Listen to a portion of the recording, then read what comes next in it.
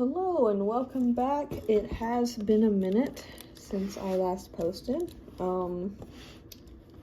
Apologize. It's been a hectic week, but we're gonna get right back into it. See where we left off. Okay, here we go. All right. We left off here after Sarah laughs, so now we are starting at Abraham's plea for Sodom. The men got up from there and looked out over Sodom, and Abraham was walking with them to see them off. Then the Lord said, "Should I hide what I am about to do from Abraham? Abraham is to become a great and powerful nation, and all the nations of the earth will be blessed through him. For I have chosen him, so that he will command his children and his house after him to keep the way of the Lord, but doing what is right and just. This is how the Lord will fulfill to Abraham what he promised him." Then Gomorrah is immense, and their sin is extremely serious. I will go down to see if what they have done justifies the cry that has come up to me. If not, I will find out. The men turned from there and went toward Sodom, while Abraham remained standing before the Lord. Abraham stepped forward and said, "Will you really sweep away the righteous with the wicked? What if there are 50 righteous people in the city? Will you really sweep it away instead of sparing the place for the sake of the 50 righteous people who are in it? You cannot possibly do such a thing, to kill the righteous with the wicked, treating the righteous and the wicked alike. You cannot possibly do that. Won't the judge of the whole earth do what is just?" The Lord said, "If I find 50 righteous people in the city of Sodom, I will spare the whole place for their sake." Then Abraham answered, "Since I have ventured to speak to my Lord, even though I am dust and ashes, suppose the 50 righteous lack 5. Will you destroy the whole city for lack of 5? He replied, "I will not destroy it if I find 45 there." Then he spoke to him again, "Suppose 40 are found there." He answered, "I will not do it on account of 40.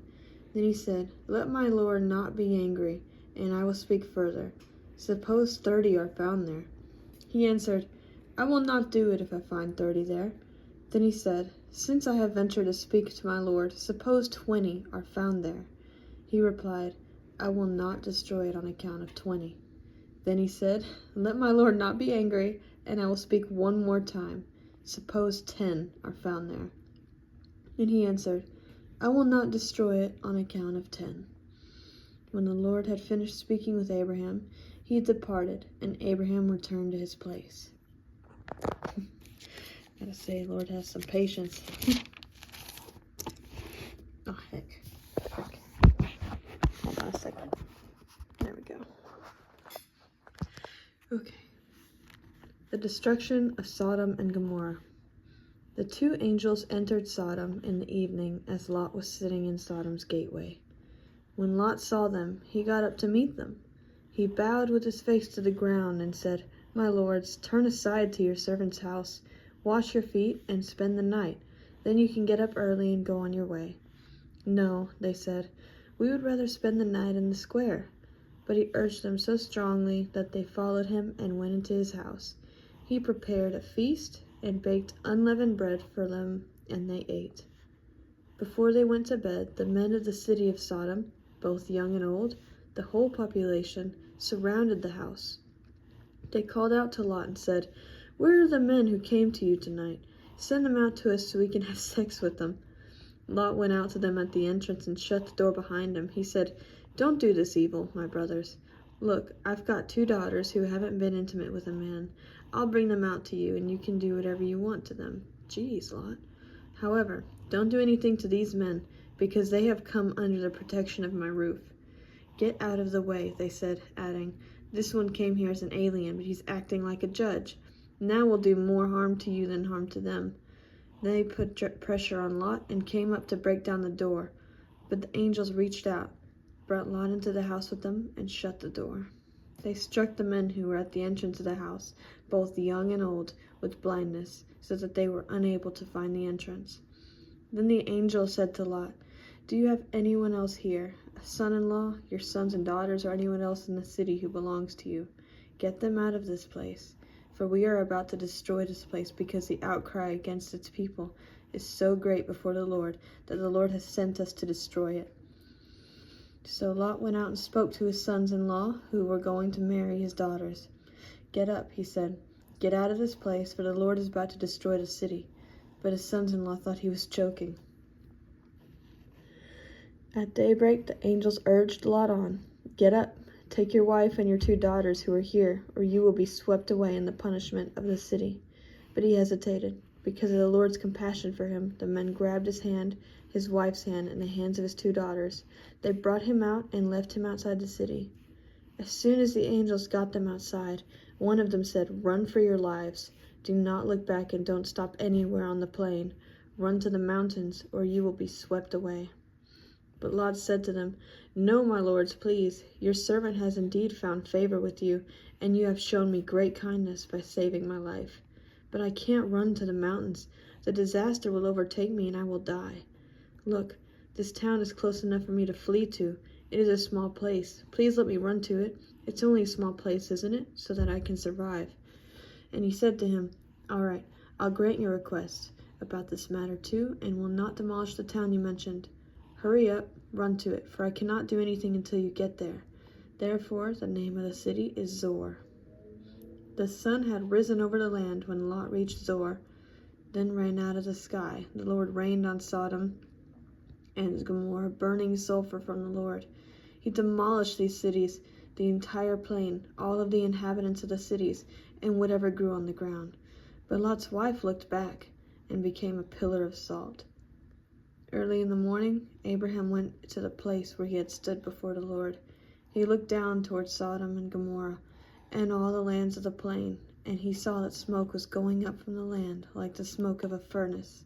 So it was, when God destroyed the cities of the plain, he remembered Abraham and brought Lot out of the middle of the upheaval when he demolished the cities where Lot had lived. The origin of Moab and Ammon. Lot departed from Zor and lived in the mountains along with his 2 daughters because he was afraid to live in Zor. Instead, he and his 2 daughters lived in a cave. Then the firstborn said to this younger, "Our father is old, and there is no man in the land to sleep with us as is the custom of all the land. Come, let's get our father to drink wine so that we can sleep with him and preserve our father's line." Oh my gosh. So they got their father to drink wine that night, and the firstborn came and slept with her father. He did not know when she lay down or when she got up. The next day, the firstborn said to the younger, "Look, I slept with my father last night. Let's get him to drink wine again tonight so you can go sleep with him and we can preserve our father's line." That night, they again got their father to drink wine, and the younger went and slept with him. He did not know when she lay down or when she got up. So both of Lot's daughters became pregnant by their father. The firstborn gave birth to a son named Moab. He is the father of the Moabites of today. The younger also gave birth to a son, and she named him Ben-Ami. He is the father of the Ammonites of today. Jeez. Sarah rescued from Abimelech. From there, Abraham traveled to the region of the Negev and settled between Kadesh and Shur. While he was staying in Gerar, Abraham said about his wife Sarah, "She is my sister." So King Abimelech of Gerar had Sarah brought to him. But God came to Abimelech in a dream by night and said to him, "You are about to die because of the woman you have taken, for she is a married woman." Now Abimelech had not approached her, so he said, "Lord, would you destroy a nation even though it is innocent? Didn't he himself say to me, 'She is my sister'? And she herself said, 'He is my brother.' I did this with a clear conscience and clean hands." Then God said to him in the dream, "Yes, I know that you did this with a clear conscience. I have also kept you from sinning against me. Therefore I have not let you touch her. Now return the man's wife, for he is a prophet, and he will pray for you, and you will live. But if you do not return her, know that you will certainly die, you and all who are yours." Early in the morning, Abimelech got up, called all his servants together, and personally told them all these things, and the men were terrified. Then Abimelech called Abraham in and said to him, "What have you done to us? How did I sin against you that you have brought such enormous guilt on me and on my kingdom? You have done things to me that should never be done." Abimelech also told Abraham, "What made you do this?" Abraham replied, "I thought, there is absolutely no fear in God in this place. They will kill me because of my wife. Besides, she really is my sister, the daughter of my father, though not the daughter of my mother, and she became my wife. So when God had me wander from my father's house, I said to her, 'Show your loyalty to me wherever we go, and say about me, he's my brother.'" Then Abimelech took flocks and herds and male and female slaves, gave them to Abraham, and returned his wife Sarah to him. Abimelech said, "Look, my land is before you. Settle wherever you want." And he said to Sarah, "Look, I am giving your brother 1,000 pieces of silver. It is a verification of your honor to all who are with you. You are fully vindicated." Then Abraham prayed to God, and God healed Abimelech, his wife, and his female slaves so that they could bear children, for the Lord had completely closed all the wombs in Abimelech's household on account of Sarah, Abraham's wife. All right, I think we can stop there. This will be a longer video than normal, but that's okay. It's a beautiful day, and I hope everyone who watches has an awesome day or night or whenever you watch this. Yeah, thanks for taking the time to listen. See you at the next Bible reading.